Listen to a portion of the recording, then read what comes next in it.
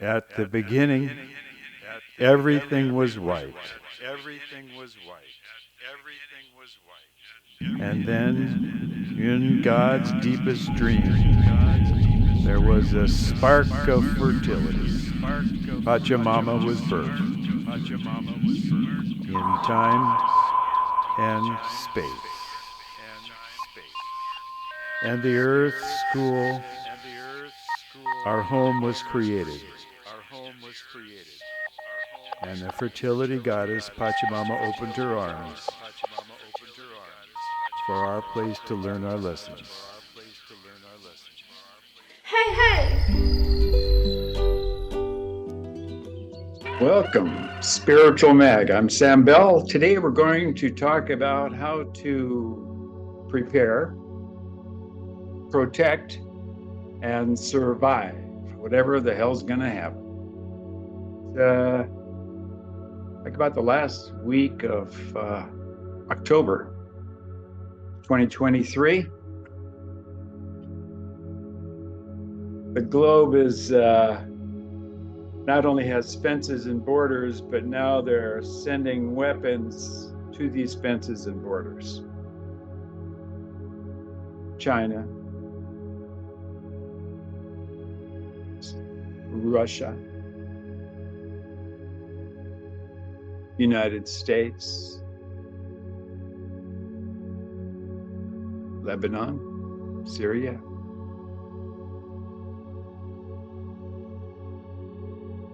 And a number of other countries who are not upfront about it, but they're kind of divvying up. So it's not really like poker chips, it's more like aircraft carriers. So one aircraft carrier can really mess up your day, wherever you are.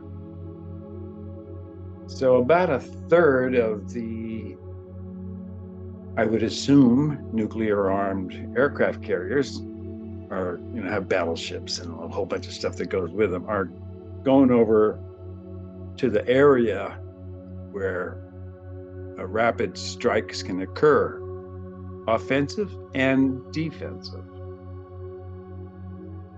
So I'm not going to the Middle East. I'm here in, Peru, or I might be in US. All depends, because I'm back and forth. But it's not my fight. Hello? Anyway, there's not too much I can do about it other than meditate and elevate my consciousness and have the consciousness that's within me, within my heart chakra, which is within my physical vehicle, my body, my mind, my consciousness. I can impact in my immediate matrix, the people I interact with, the people I know, the people I love.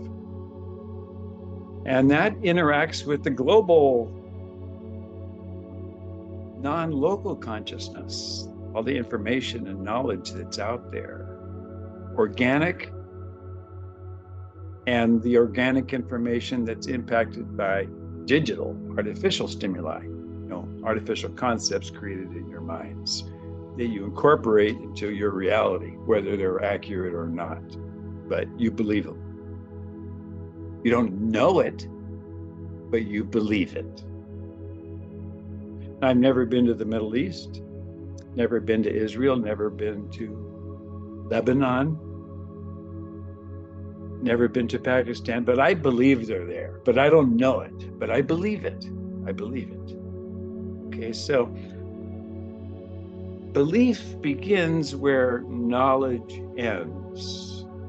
So I'm basing my belief on my own experiences with whatever. I'm 74. I have been to Kiev, Moscow, Leningrad, St. Petersburg, Lenin's tomb, East Berlin and West Berlin, both sides of the wall. Been there. Switzerland, more than a few times.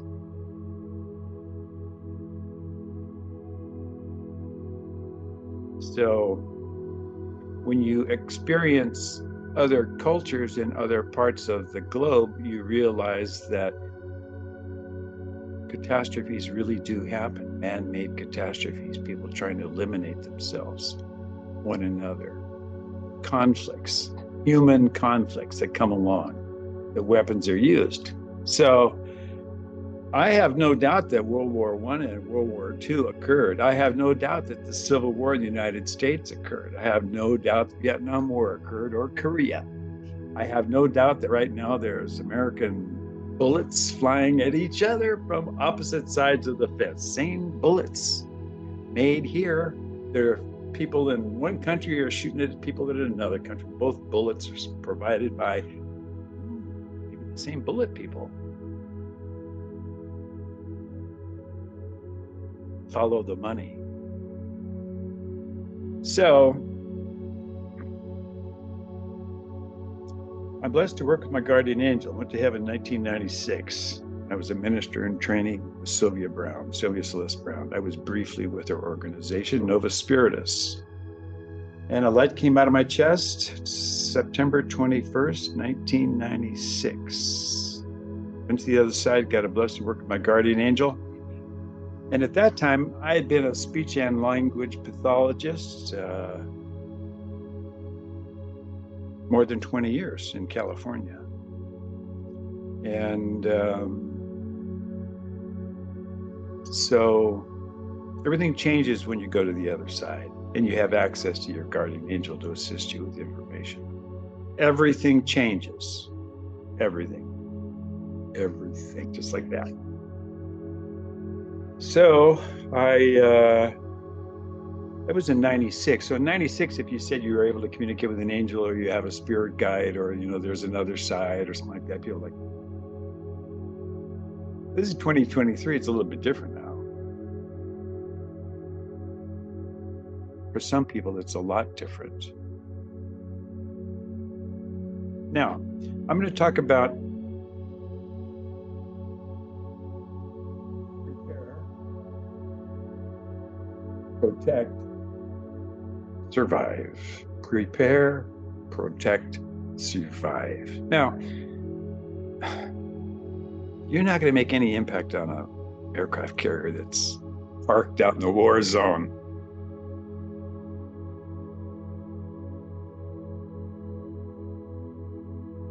Or parked off the coast, the Atlantic coast, Pacific coast.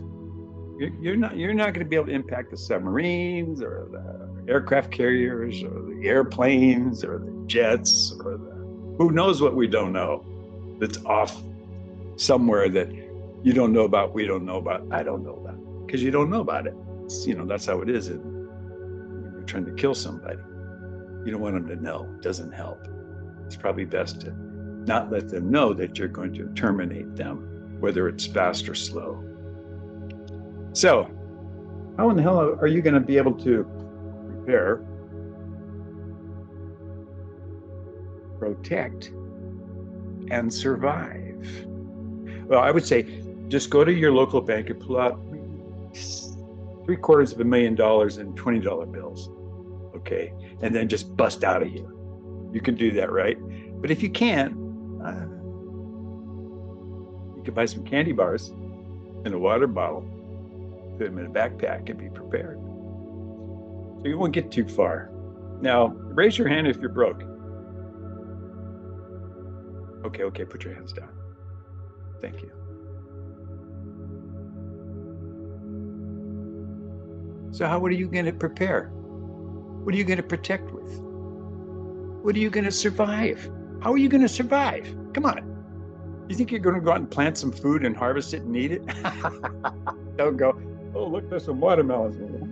Oh, there's a dead guy. You'll starve to death. You'll die.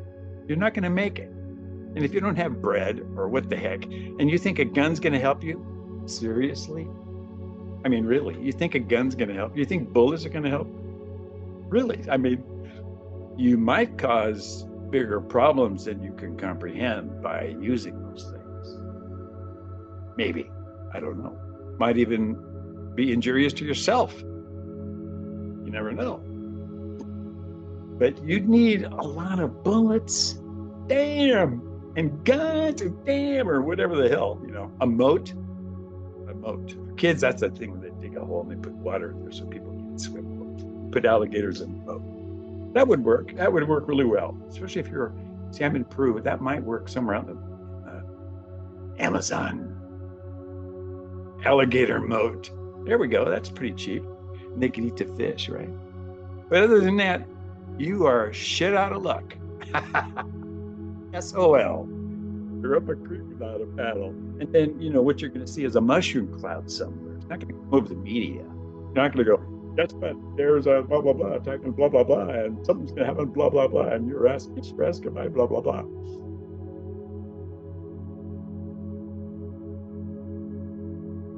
What are you going to do? Well, I have some ideas, okay? Now, this is something that's been used about 6,000 years, and it works. 6,000 years and it works. It can help you prepare, protect, and survive. 6,000 years, and guess what? It doesn't cost any. Doesn't cost any. Holy, no money. Doesn't cost anything. And it'll help you prepare. And it'll help you protect. And it'll help you survive. What the hell is it? And it doesn't cost any money. This is a joke. Oh, I channel angels too. If you want to get your angel channel, go to my website, spiritualmag.org. And Fernando will take care of you, and we'll make it really easy and painless. Okay. Convenient and painless. For spiritual information with the least amount of pain. Spiritualmag.org. So we'll see if it's 6,000 years. So now they didn't even have electricity. I don't know if they even had reading and writing. What did they have? Smoke signals? I don't know. Feathers? Actually, what they did have was they had cave painting. And in the caves, in the paintings that were 4,000 years old on the walls in France were the tools to do dowsing. D-O-W-S-I-N-G, dowsing. Like you see the guy with a stick and he's walking along and the stick starts going down like that. That's called dowsing. So they were dowsing probably this morning they were dowsing somewhere in Israel, trying to locate, hidden, whatever they're looking for. Israelis the Mossad has pretty good stuff, put it to work, right?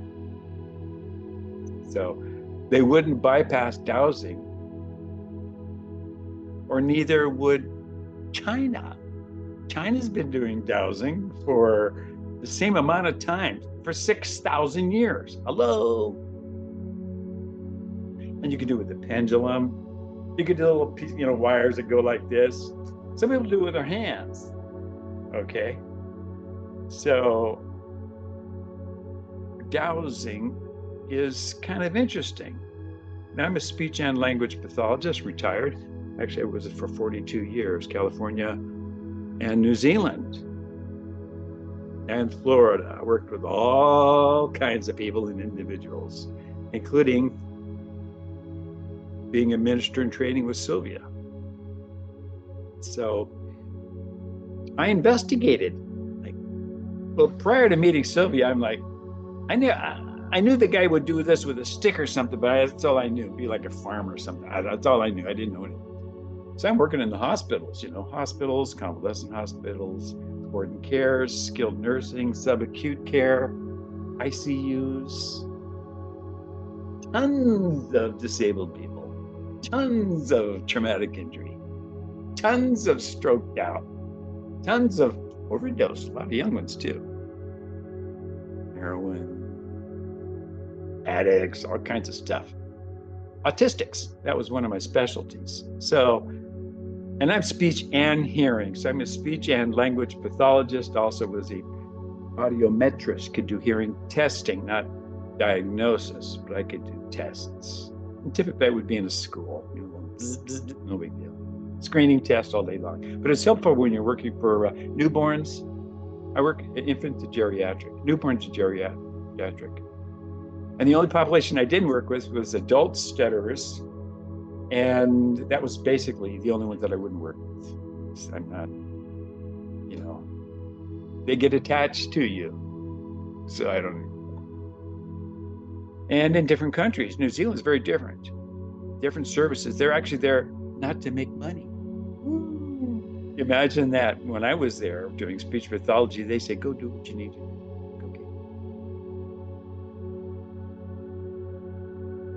You know, the bureaucracy in healthcare today. Imagine going to a place where they said, I want you to be safe, be sure you have a good lunch, and go do what you need to do. Okay, we'll see you Thursday. It's so different. That's the only thing to help me survive. So up until 96, when I met Sylvia, dowsing, I don't know. I was a deer hunter, a pig hunter, a pheasant hunter, duck hunter, quail hunter. Not easy to shoot quail. Fisherman. A lot of deer hunting, a lot of duck hunting, a lot of pig hunting, 7 mag, 30-30 kind of stuff. Or 357 sidearm, also in Florida. So I'm not some wimpy dude that's sitting, wondering what to do with a pair of deuces. You know what I mean? So after Sylvia, I thought, well, I'm gonna see what's real, because up until I met Sylvia, it was all bullshit. Because when I met Sylvia, it's real. Hello. So I thought, well, I'm going pig hunting with my brother, Uncle Mark, and Charlie, and his son,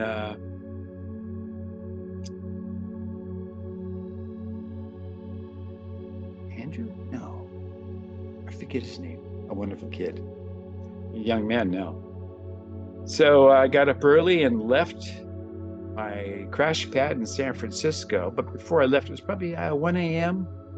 I dowsed. What's going to happen? Where to go on the map? I just drew a little map because I knew where we were going. And I dowsed. And it said, right here at this time is the place to be, right here at this time. So it's basically where the road was. I'm like, oh, that's interesting. So I didn't tell anybody. But by the time I get to my brother, Uncle Mark's, and then we meet Charlie and Grant, that's my nephew, Grant, wonderful man. I don't tell him, because I'm like, this is total bullshit to these guys. This is like, you're wasting their fucking time. I'm like, what the fuck, what's going on, I'm already getting kind of strange after going to A&M. So, well, we got there and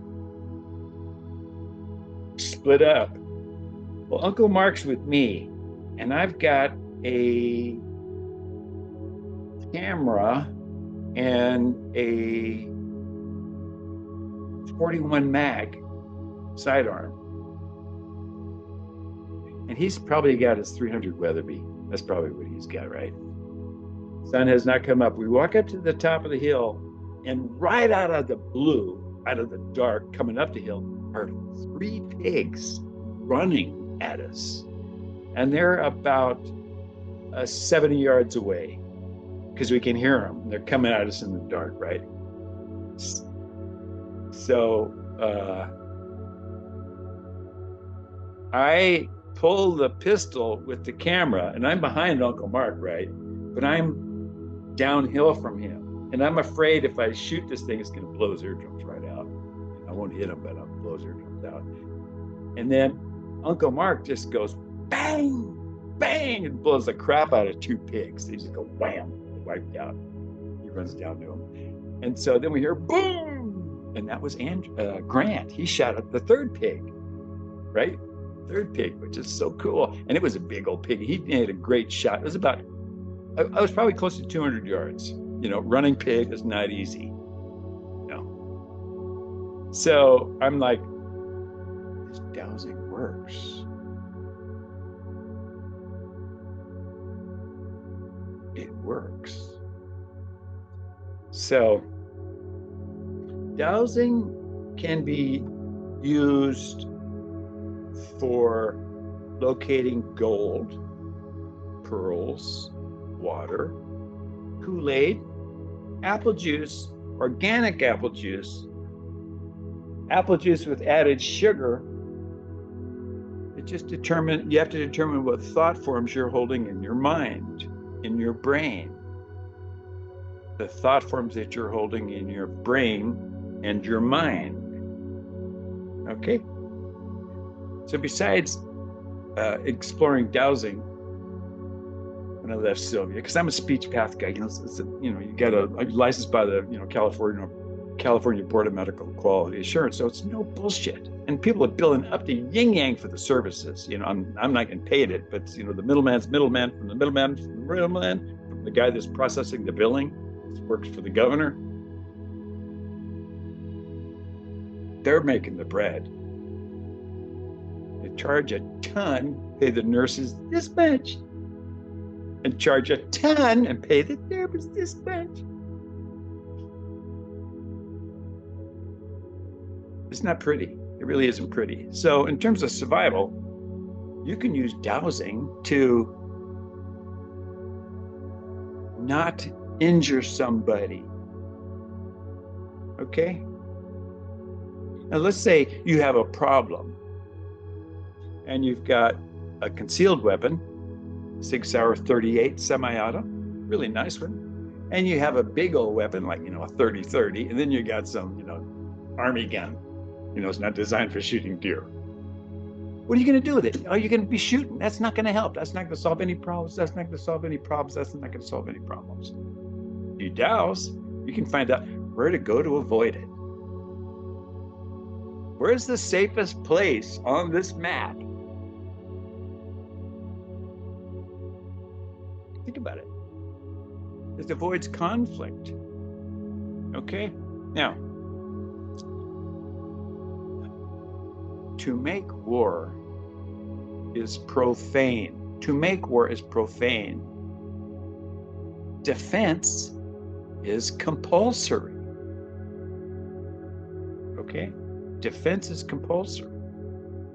So I'm not against defending myself or my loved ones. But at the same time, compassion goes a long way, and being intelligent and using your concepts that are available to you to apply dowsing, it doesn't cost anything, to save your behind, can protect you, can help you survive. Okay? So this is a pep talk. You can sit there and get anxious about all the shit that's coming down. And what are you going to do? Go to Costco and buy toilet paper? Really? And you know what? When your electricity goes out, no internet, no talkie. So, but you can still douse, and a lot of communication goes through dowsing. Okay? What's happening is your thought forms are activated. You're focusing on those specific thought forms. They're resonating. Okay? Because you're using your willpower. Hello, get off the couch, Mr. Potato, Miss Potato. Using your willpower, your ability to focus, your unconditional love. You're picking out specific thought forms. You're holding them in your mind strategically as you're dowsing. Okay? As you're dowsing. And dowsing works. So now I'm going to shift gears here for a minute and talk about I've done quite a bit of dowsing. And I will switch to a situation that occurred. And this is an actual event that did occur. So this is me speaking or writing. While attending a wedding at the Sausalito Yacht Club on the edge of San Francisco Bay, a gentleman introduced himself and inquired if I was able to communicate with angels. I'd never met him and did not know anything about him other than he was knowledgeable. So I did a spiritual reading for him on the spot, suggesting avenues to explore to learn his spiritual lessons with the least amount of pain. A year or two later, I was invited to read for his extended family at their residence, where I met a spiritual clan. A few more years passed, and he again asks my spiritual help with a significant life choice decision. Last year, he again contacted me for a spiritual consult about another decision. This time, however, his request put me in a challenging situation. Either way the information went, I would also feel his feelings. Following is the letter, and here's the letter that he wrote to me. This is a real letter. Well, I've been fortunate enough to call Sam Bell a friend now for about a decade. The experience I'm about to share took place nearly a year ago. I hope to find an opportunity to share what Sam has truly meant to my family and I in detail, above and beyond this particular experience, with those that have also been exposed to his light. He has consistently been a beacon of positivity for us. My wife and I have a beautiful son who is 3 years old. Like many of those who read this, he is everything to us, everything. Both my wife and I have younger siblings. We really wanted our son to have that same experience, a younger brother or sister. Unfortunately, the path for us to expand our family by one has proven to be incredibly difficult. After multiple attempts of working through fertility centers, we decided to take a third and final attempt at IVF. The first two attempts yielded heartache and pain that I won't detail here, but you can likely assume the pain of enduring this process and seeing someone you love suffer through the process. A couple of these failed IVF attempts, couples with several failed attempts prior, really put a strain on us.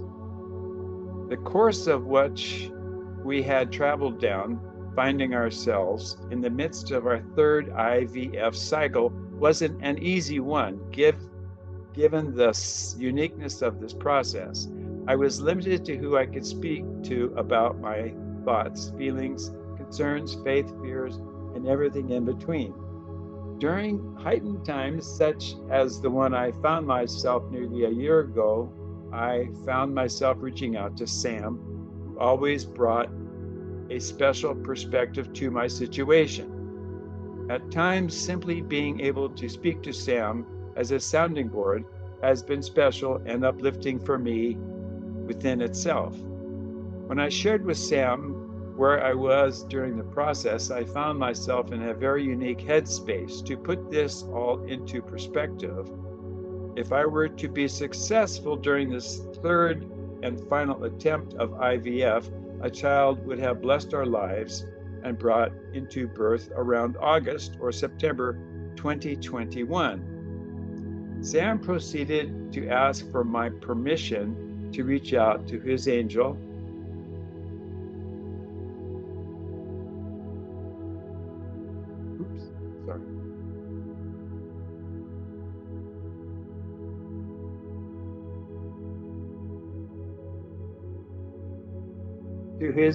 to ask for some feedback on my situation, which I gladly granted the permission. As my wife and I discussed, this was going to be our last attempt, and we were halfway through the process. Sam asked his guide, whether my wife and I would give birth to a child in 2021. The message he received was no, which, as you can imagine, really took its toll on my heart. While looking at his chart, I noticed there was a follow-up question, which asked if at some point in the future, will my wife and I bring a second child into the world? The message he received to this question was yes, and my spirits were lifted again. His third question specifically asked about the timing of when this experience would take place. A chart was written out, I wrote it out, with an arrow that was drawn to the year 2022. The individual numbers 2, 0, 2, and 2 were spaced out so that gave the arrow enough room to identify with a specific time window within 2022 that we could potentially expect. Based on the chart, one could speculate that the month of April could be a month worth considering if you consider that each number represents a quarter of the year. Since the arrow pointed at the beginning of 0, then I concluded that the start of the second quarter of the year is what Sam was being told that my wife and I could be expecting. As you can guess, there was a range of emotions going through my head. Between reading a message stating that our current attempt will not generate a positive result, both because Sam received a message that we would actually expect it April 22nd, 2022, it was a moment where I had to simply sit, breathe, digest, and move on. A few days later, my wife and I were given the heartbreaking news that our third and final attempt at IVF had failed, despite the fact that I was given unique news from Sam that essentially teed me up for this one. It was still devastating. We continued down the path of recovery emotionally and physically. It wasn't until a few months later that we had the what if conversation together. What if we tried a fourth time? What if we went back to our doctor and consulted to see what our possibilities? What if this time would be general, a higher egg count to increase our chances of successful transfer and pregnancy? Having just purchased a home at the start of the pandemic and several failed attempts, we weren't in a comfortable place financially either. We put our heads together and forecasted a scenario between us where we could find a way to try one last time. In September of 2021, I was at work, and my wife and son were in the vicinity. I missed a paragraph. We put our heads together and forecasted a scenario between us where we could find a way to try one last time. All the while, I haven't shared any of what Sam told me to my wife. I didn't want my wife to think that I was putting our resources and basing our very difficult decision on someone else's vision or message. As much as I truly believed in Sam, it was simply not an easy thing to share at the time. In September of 2021, I was at work and my wife and son were in the vicinity, so they decided to visit. My wife was expecting a phone call from our doctor as to the results of our fourth procedure and where we stood throughout the process. I paced my way towards her as I knew she had gotten off the phone with the doctor. I could see my wife and son nearly 100 yards away down a very long sidewalk. My focus was deadest on her eyes, and any ounce of emotion I could pick up to prepare myself for the news that she was just given by our doctor. It wasn't until I was about 75 yards or so out that I noticed she had tears coming down her face. Those tears were accompanied with a huge smile. However, and immediately I was overtaken with a surge of hope and love through every ounce of my body and spirit.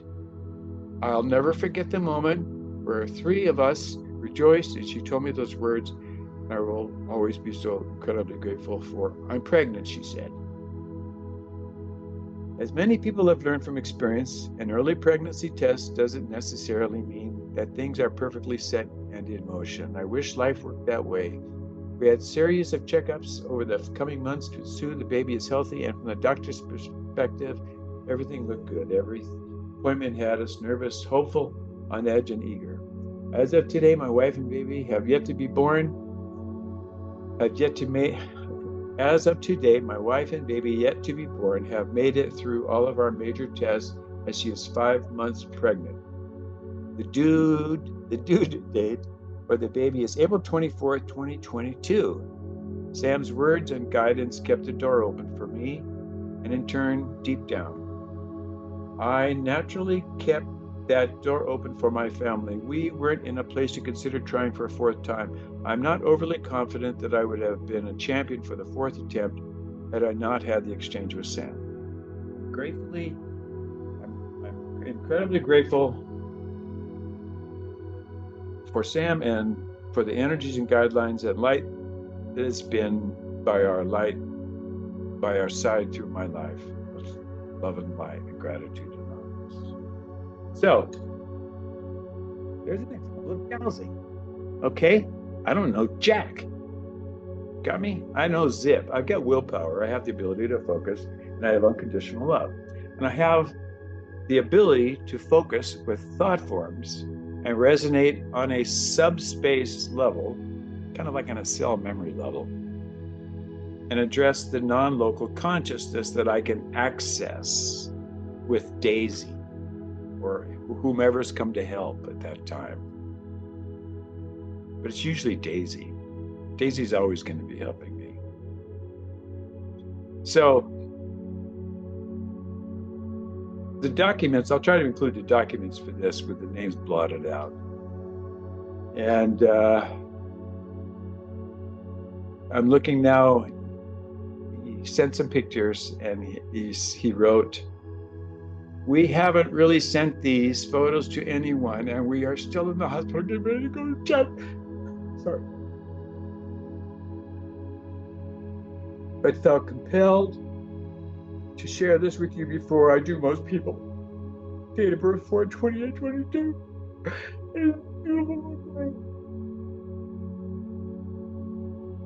I'm sorry.